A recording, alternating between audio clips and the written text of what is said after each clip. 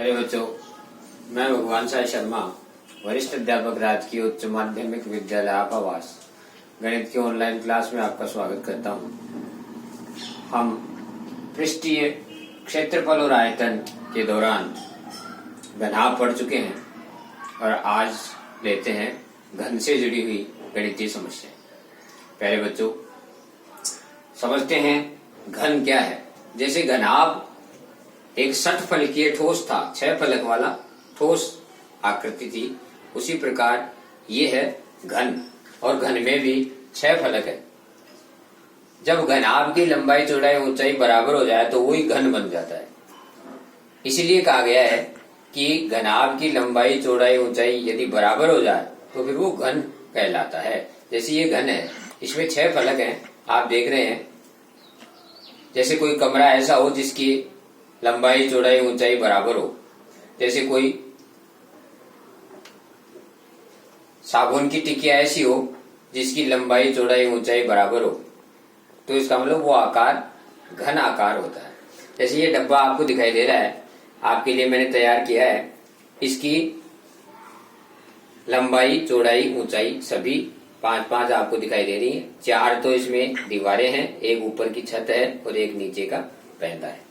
हम इसका पृष्ठीय क्षेत्रफल निकालना चाहें तो इसके 6 फलक हैं, सभी 6 फलकों का क्षेत्रफल निकाल करके जोड़ देंगे तो इसका सारे का संपूर्ण पृष्ठीय क्षेत्रफल आ जाएगा। पहले बच्चों इसका प्रत्येक फलक वर्ग के आकार का है और वर्ग का क्षेत्रफल होता है भुजा स्क्वायर। भुजा और भुजा दोनों बराबर हैं लंबाई और चौड़ाई, इसलिए भुजा स्क्वायर वर्ग का क्षेत्रफल होता है। ये 6 वर्ग हैं, इसमें इसके जो फलक हैं सभी वर्गाकार हैं, 6 हैं, इसीलिए घन का संपूर्ण पृष्ठीय क्षेत्रफल हो गया 6 गुणा भुजा स्क्वायर, क्योंकि एक फलक का क्षेत्रफल हो गया भुजा गुणा भुजा स्क्वायर। इसीलिए ये 6 हैं, इसलिए 6 का एक साथ किया तो हो गया 6 गुणा भुजा स्क्वायर। वर्ग में आता है क्षेत्रफल हमेशा। पहले बच्चों आयतन निकालेंगे तो जैसे घनाभ में हम आयतन निकालते थे लंबाई गुणा चौड़ाई गुणा ऊंचाई। अब इसकी सारी भुजाएं बराबर हो गई, लंबाई चौड़ाई ऊंचाई सब बराबर हो गई, तो 3 बार गुणा हो गया समान संख्या का, इसलिए भुजा गुणा भुजा या भुजा की पावर 3 घन इसमें लिखा जाता है आयतन में। पहले बच्चों इसका विकर्ण मैंने आपको घनाभ पढ़ाते समय बताया था कि विकर्ण इस प्रकार से निकालते हैं कि ये जो आप देख रहे हैं ये फलक और ये पीछे वाला फलक दोनों समांतर फलक हैं, इसका ऊपर का शेष इसका नीचे का शेष सीधा मिला दिया जाए तो वो विकर्ण कहलाता है। घन के विकर्ण का सूत्र होता है भुजा गुणा √3। पहले बच्चों घन की एक भुजा निकालने का सूत्र है आयतन जो है उसका घनमूल निकाल दीजिए। घनमूल को इस प्रकार से भी लिखा जाता है और इस प्रकार से भी लिखा जाता है, आयतन की पावर 1/3। इस प्रकार से ये आपने देखा।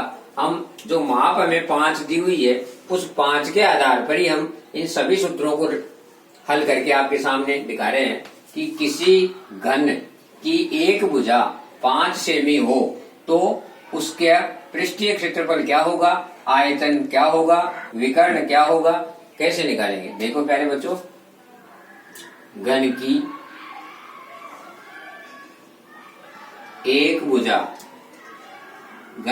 एक भुजा हमें दी है 5 सेमी। हमें पृष्ठीय क्षेत्रफल निकालना है, घन का संपूर्ण पृष्ठीय क्षेत्रफल। पहले बच्चों सूत्र लिखेंगे यही 6 गुणा भुजा स्क्वायर। पहले बच्चों 6 और भुजा की जगह 5 और उसका स्क्वायर, तो क्या हो गया। पहले बच्चों 6 गुणा 5 को 5 से गुणा किया तो 25 और 25 को 6 से गुणा किया तो 25 की 150 150 और वर्ग सेमी में है इसलिए वर्ग सेमी। मीटर में हो तो वर्ग मीटर। इस प्रकार से आप इसे निकाल सकते हैं। शाबाश। दूसरा चीज, अब आयतन हमें निकालना हो तो घन का आयतन। मेरे बच्चों घन का आयतन निकालने के लिए हमें सूत्र है घन का आयतन भुजा की पावर 3, भुजा क्यूब जिसे बोलते हैं, भुजा क्यूब या भुजा की पावर 3। तो भुजा में 5 दी है इसलिए 5 की पावर 3 यानी 5 गुणा 5 गुणा 5 3 बार लिख देंगे। घातांक समझा है ना आपने, इनको गुणा कर देंगे। 5 को 5 से किया 25, 25 को 5 से किया 125, 125 घन सेमी। सेमी में है इसलिए घन सेमी, और यदि मीटर में होता तो घन मीटर। शाबाश प्यारे बच्चों। यदि हमें इसका विकर्ण पूछे तो विकर्ण का सूत्र भी पड़ा है हमारे पास। विकर्ण बराबर क्या होता है सूत्र? भुजा गुणा √3, भुजा गुणा √3। तो प्यारे बच्चों भुजा तो 5 है और गुणा में √3, बस आप इतना छोड़ देंगे तो भी आपका सही है। सेमी है इसलिए सेमी में आ जाएगी इसकी इकाई, मीटर होता तो मीटर में आ जाती। ऐसे यदि आप चाहें तो इसको √3 का मान 1.732 होता है, आपको पता है ना, 1.732। 5 को 1.732 से गुणा कर देंगे तो भी हो जाए, इतना छोड़ देंगे तो भी ठीक है। पहले बच्चों इस प्रकार से हम इसको निकाल सकते हैं। अब यदि हमें ये कहा जाए कि किसी घन का आयतन दे दिया जाए और फिर उसकी भुजा हमसे पूछी जाए, उसको भी हम निकाल सकते हैं। देखो पहले बच्चों, अब हम आयतन से भुजा निकालते हैं। भुजा से आयतन तो निकाल लिया, अब हम आयतन से भुजा निकालना सीखते हैं। क्वेश्चन लेते हैं, यदि घन का आयतन 512 घन मीटर हो तो उसकी एक भुजा ज्ञात करो। मेरे बच्चों प्रश्न समझ में आ गया? घन का आयतन दिया हुआ है और एक भुजा पूछ रहा है, तो एक भुजा, ये सूत्र है आपके सामने, घन की एक भुजा निकालने के लिए आयतन का घनमूल कर देंगे। तो घन की एक भुजा हमें पता नहीं है, मान लीजिए घन की एक भुजा का, हमने उसे, हम आयतन का क्या कर देंगे? घनमूल कर देंगे। आयतन का क्या कर देंगे मेरे बच्चों? घनमूल। घन की एक भुजा हमें पता नहीं है, हमने मान लिया अक्ष है, माना कि घन की एक भुजा क्या है? अक्ष है। तो आयतन 512 दिया हुआ है, उसके ऊपर 1/3 पावर लगा देंगे, अर्थात 512 को हम इस प्रकार से 512 का घनमूल निकाल लेंगे। आपको पता है ना, पहले छोटी से छोटी संख्या का भाग दिया जाता है, तो इसमें छोटी से छोटी संख्या का भाग दिया 2 का। क्यों जाएगा 2 का? क्योंकि इकाई का अंक 2 है, इसलिए 2 का भाग दिया। 2 दूनी 4, 1 बच गया 11 हो गया, 2 पंजे 10, 1 बच गया 12 हो गया, 2 छिके 12, फिर 2 का भाग दे दिया। 2 एकम 2, 2 दूनी 4, 2 अंटे 16, फिर 2 का भाग दे दिया। 2 छिके 12, 2 चौके 8, फिर 2 का भाग दे दिया। 2 तिया 6, 2 दूनी 4, देखो फिर 2 का भाग दे दिया। 16 बार, 16 दूनी 32, फिर 2 का भाग दिया। 8 बार चला गया, फिर 2 का भाग दिया। देखो 4 बार चला गया, फिर 2 का भाग दिया। 2 बार चला गया, फिर 2 का भाग दिया, तो 1 बार। ऐसे करके हमने इसको, आप जानते हैं ना घनमूल में कितने तरह के जोड़े होते हैं?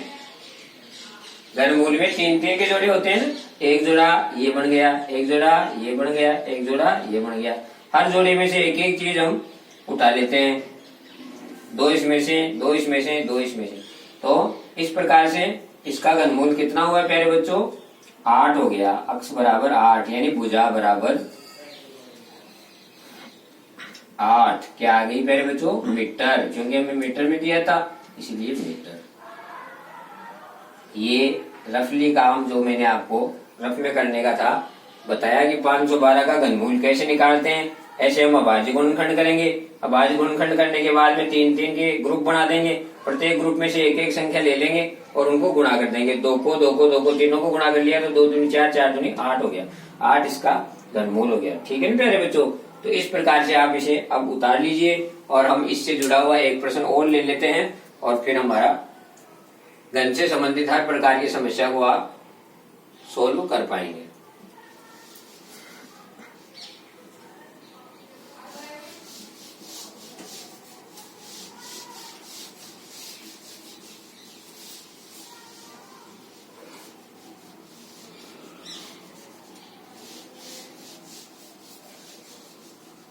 मेरे बच्चों अब अगला प्रश्न और लेते हैं, जिसमें हमें ये प्रश्न वैसे कई बार परीक्षा में आया हुआ प्रश्न है और संख्या बदल जाती है, लेकिन पैटर्न वही है। संख्या चाहे कुछ भी बदले, जोड़ बाकी गुणा भाग हमें करना है और प्रश्न का उत्तर निकालना है। पैटर्न वही है। तो अपन लेते हैं नया प्रश्न। इसका घन से संबंधित तीन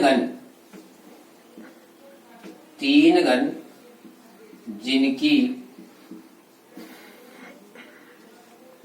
भुजाएं क्रमशः 8, 6 और 1 सेमी है। तीन घन है और उनकी भुजाएं 8, 6 और 1 सेमी हैं। क्रमशः का मतलब होता है पहले घन की भुजा 8, दूसरे की 6, तीसरे की 1। तीनों को गला करके, पिघला करके और एक बड़ा घन बनाते हैं। तीन छोटे घन हैं, उनको पिघला दिया, पिघलाने के बाद उन्हीं से फिर एक बड़ा घन बनाते हैं। तीनों को पिघलाकर एक नया घन बनाते हैं। नया घन, पहले बच्चों तीन छोटी वस्तुएं हों धातु की और फिर उनको सुनार जला करके, गला करके और उनको बना देता है, तो बड़ी चीज उनसे बन जाती है। नया घन बनाया जाता है तो नए घन का संपूर्ण पृष्ठीय क्षेत्रफल ज्ञात करो। प्यारे बच्चों प्रश्न इस प्रकार से है, आप फिर से ध्यान दे लें।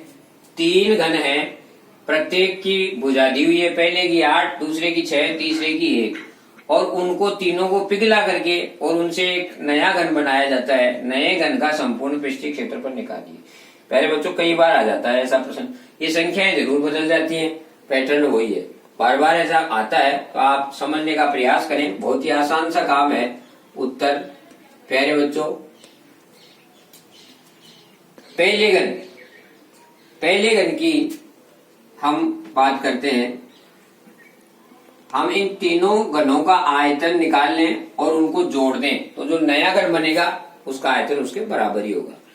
तो पहले घन का आयतन,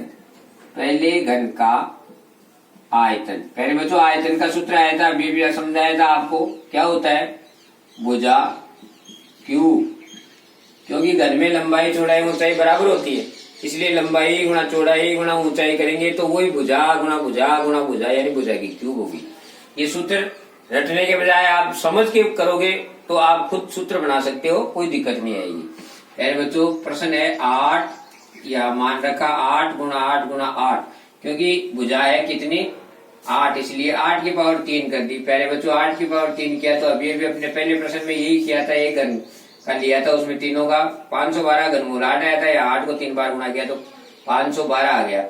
इकाई जो है इसकी हम ये क्या दी है हमारे को सेमी, इसलिए इसकी इकाई क्या हो गई प्यारे बच्चों? घन सेमी। इसी प्रकार से दूसरे का निकाल लेते हैं। दूसरे घन का आयतन बराबर यही सूत्र आ जाएगा, और फिर वही बात क्या लिखेंगे? 6 गुणा 6 गुणा 6 बराबर, पहले बच्चों गुणा करो 6 को 6 से गुणा करो 36, और 36 को फिर 6 से गुणा कर दो, तो 36 को आप फिर 6 से गुणा कर ले। पहले बच्चों कितना हुआ बताओ?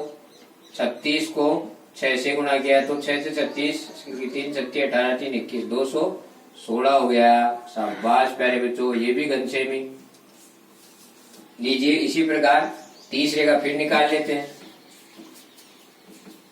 तीसरे घन का आयतन। तीसरे घन की नाप क्या दी है हमारे को? 1, इसलिए 1 गुणा 1 गुणा 1 गुणा करेंगे तो 1 ही हो गया, 1 घन सेमी। पहले बच्चों 3 घनों को पिघला करके और एक नया घन बनाया है, तो इन तीनों का आयतन का जोड़ उस नए घन के आयतन के बराबर होगा। तो हम लिखेंगे नए घन का आयतन, नए घन का आयतन बराबर, पहले का तो कितना है 512 जोड़ दूसरे का क्या है 216 जोड़ तीसरे का क्या है 1। इन सबको जोड़ दीजिए। पहले बच्चों जोड़ो, कितना हुआ देखो 6 और 1 7 और 2 9, फिर जोड़ो 1 और 1 2, फिर जोड़ो 5 और 2 7, 729 घन सेमी। शाबाश, बहुत बढ़िया। अब इस घन की एक भुजा निकालनी है अपने को, एक भुजा। पहले बच्चों एक भुजा निकालने का सूत्र अभी भी आपको बताया था, आयतन का क्या कर देते हैं, आयतन का घनमूल कर देते हैं। अर्थात ये जो आयतन आया है 729, इसका हमें क्या करना है, घनमूल करना है। वही बात अभी आपको घनमूल निकालना सिखाया था, 729 में इसका भाज्य गुणनखंड निकाल लो। पहली संख्या 3 का भाग दिया, क्योंकि यहाँ 9 दिख रहा है, इन दोनों का जोड़ भी 9 हो रहा है, इनका जोड़ 18 हो गया, 18 में 3 का भाग जाता है, इसलिए 3 का भाग जाएगा छोटी संख्या 3। 3 का इसमें भाग दिया, देखो 3 दूनी 6, 1 बच गया, 3 चौक 12 और 3 तिया 9। फिर पहले बच्चों 3 का भाग दे दिया, तो 3 अंटा 24 और 3 एकम 3, 3 का भाग फिर जा रहा है 27 बार, 3 का भाग फिर जा रहा है 9 बार, और देखो 3 का भाग फिर जा रहा है 3 बार, और 3 का भाग फिर जा रहा है देखो 1 बार। एक जोड़ा ये बन गया घनमूल का, एक जोड़ा ये बन गया घनमूल का। 3 इसमें से ले लिया, 3 इसमें से ले लिया। पहले बच्चों इस प्रकार से यहाँ 3 गुणा 3 लिखने पर क्या उत्तर आ गया हमारा 9, यानी एक भुजा नए घन की एक भुजा, नए घन की एक भुजा बराबर आ गया 9 सेमी। प्यारे बच्चों हमें क्या निकालना है, जरा देखो तुम, घन का संपूर्ण पृष्ठीय क्षेत्रफल निकालना है, इसलिए नए घन का संपूर्ण पृष्ठीय क्षेत्रफल बराबर, सूत्र भी बताया था आपको, क्या बताया था, संपूर्ण पृष्ठीय क्षेत्रफल का 6 गुना भुजा स्क्वायर। शाबाश, तो 6 गुना भुजा की जगह 9 और उसका स्क्वायर, तो 6 गुना 9 नाम 81, 9 को 9 से गुना किया तो 81, 6 एकम तो 6 और 8 छिके 48, 486 वर्ग सेमी, वर्ग सेमी या सेमी स्क्वायर, सेमी स्क्वायर भी लिखा जाता है पहले बच्चों इसको। तो ये आपका रफ का काम था, और ये इस प्रकार से इसका उत्तर आ गया 486 वर्ग सेमी, क्योंकि ये किसमें है, वर्ग सेमी, सेमी में, इसलिए वर्ग सेमी आ गया। तो इस प्रकार हम इसको कर लेते हैं। ये प्रश्न बार बार परीक्षाओं में पूछा जाता है, कई बार ये जो संख्याएं हैं ये बदल दी जाती हैं बस, बाकी इसलिए यही पैटर्न है, क्योंकि 3 छोटे घन हैं उनको पिघलाकर बड़ा घन बनाया है, तो उनका आयतन हमेशा बराबर रहेगा। इसलिए हमने पहले घन का आयतन निकाल लिया, दूसरे का निकाल लिया, तीसरे का निकाल लिया, तीनों का जोड़ कर दिया, तो वो नए घन का आयतन हो गया।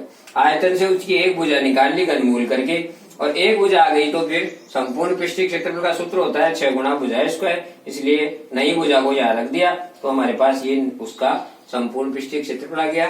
मैं आशा करता हूँ कि अब घन से संबंधित कोई भी ऐसी समस्या नहीं रहेगी जिसे आप सोल्व नहीं कर पाएंगे, और इसी प्रकार आप नियमित रूप से आप हमारे वीडियो को पूरा देख करके और पढ़ते रहें, और अपना कमेंट्स भी लिखें, और हमारे चैनल को यदि नहीं सब्सक्राइब किया है तो कर लें, ताकि नया वीडियो आपको तुरंत मिले। और धन्यवाद।